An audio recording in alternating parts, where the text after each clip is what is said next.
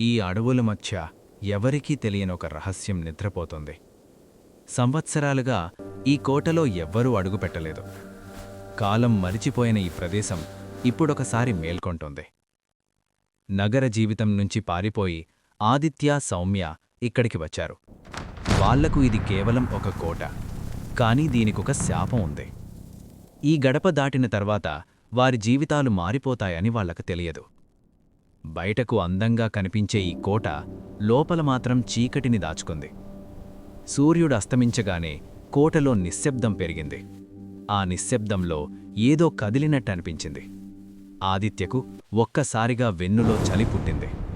తన జీవితాన్ని కొత్తగా రాయాలని ఆదిత్య ఆశించాడు. కాని ఈ కోట అతని కథను వేరేలా రాయబోతోంది. సౌమ్యకు మాత్రం ఈ స్థలం మొదటినుంచే నచ్చలేదు. గాలిలోనే భయం ఉన్నట్టు ఆమె కనిపించింది. అప్పుడే ఒక అపరిచిత శబ్దం వినిపించింది. ఆ శబ్దం చాలా లోతు నుంచి వచ్చింది. ఆదిత్య ఆ శబ్దం వెనకే నడిచాడు. చీకట్లో దాగి ఉన్న బేస్మెంట్ తలుపు అతనికి కనిపించింది. తలుపు తెరుస్తున్నప్పుడు అతని చేతులు వణికాయి. లోపల ఎవ్వరూ లేనట్టే ఉంది. కాని ఊయల కుర్చీ మాత్రం తలంతట తానే ఊగుతోంది. ఆ ఊగుడి శబ్దం గుండెను కొట్టేసింది. ఆ కుర్చీ కింద ఒక పురాతన పెట్టె. ఆ పెట్టె ఊపిరి తీసుకుంటున్నట్టుగా కదిలింది. భయాన్ని దిగమింగుకొని ఆదిత్య తాళం విరగ్గొట్టాడు. అప్పుడే చల్లటి గాలి అతని ముఖాన్ని తాకింది. ఆ గాలి సజీవంగా అనిపించింది. నల్లగుడ్డలో చుట్టబడిన ఒక బొమ్మ బయటపడింది. ఆ బొమ్మను చూసిన క్షణంలోనే అతని మనసు గజగజలాడింది. బొమ్మ కింద చినిగిపోయిన పాత పుస్తకం. ఆ పుస్తకంలో ఒక్క మాట మాత్రమే ఉంది: త్రివేణిని తాకవద్దు, కానీ కొన్ని తప్పులు మనమే చేసుకుంటాం. ఆదిత్య ఆ బొమ్మను తాకాడు. ఆ బొమ్మ కళ్లలో ఏదో కదిలింది. ఆ కళ్లలో జీవం కనిపించింది. ఆ క్షణం నుంచి కోట మారిపోవడం మొదలైంది. ఆ రాత్రి ఆదిత్యకు నిద్రపట్టలేదు. చీకట్లో ఎవరో తన పేరు పిలిచినట్టనిపించింది. ఆ శబ్దం గోడల మధ్య నుంచి వచ్చింది. ఒక్కోసారి నవ్వులా, మరొకసారి అరుపులా. కళ్ల ముందు చనిపోయిన ముఖాలు మెరిశాయి, కాని క్షణాల్లోనే మాయమయ్యాయి. సౌమ్య మాత్రం నిద్రలోనే ఉంది. ఆమెకు ఏమీ తెలియదు. అకస్మాత్తుగా లైట్లు కంపించాయి.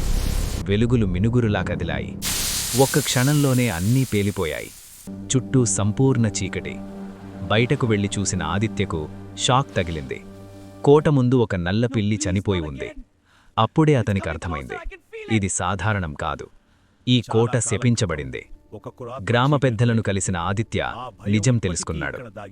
99 సంవత్సరాల క్రితం ఇక్కడొక తాంత్రిక స్త్రీ ఉండేదట. ఆమె ఒక శక్తిని మేల్కొల్పింది.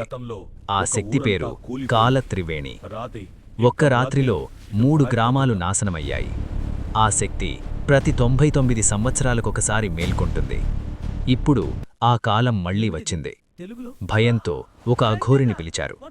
అతను కోటలో అడుగుపెట్టగానే గాలి మారిపోయింది. పూజ మొదలైంది. మంత్రాలు వినిపించాయి. గోడలు కంపించాయి. అప్పుడే గోడ మధ్య నుంచి ఒక నీడ బయటపడింది. అది మనిషి కాదు, అది శక్తి. 12 అడుగుల ఎత్తు, ఎర్రగా మెరిసే కళ్ళు. ఆ నీడ వాళ్ల వైపు కదిలింది. ఆదిత్య భయంతో గట్టిగా అరిచాడు. ఆమె ఆలోచించలేదు. ఆమె బొమ్మను మంటల్లో వేసింది. ఆ క్షణమే అన్నీ తలకిందులయ్యాయి. అఘోరి భయంతో అక్కడ్నుంచి పారిపోయాడు. ఆ నీడ భయంకరంగా నవ్వింది.